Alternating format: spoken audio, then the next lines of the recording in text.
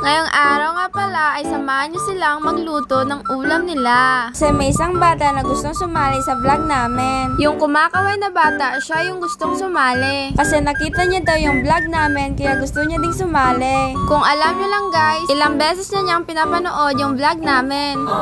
At dito na nga tayo sa hotdog. Kita niyo naman na inugasan na nila yung hotdog. Pagkatapos nilang hugasan ay binalatan na nila yung hotdog.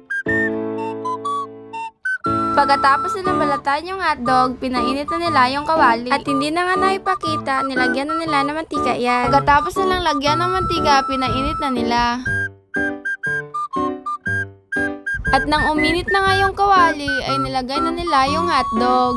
At yung dalawang bata ay naguhugas na nga sila ng pinggan. Habang iniintay na maluto yung hotdog, dito sa kabila ay nagkakaraoke sila. At dito na nga ulit tayo sa hotdog. Nang maluto yung hotdog ay kinuha na nila.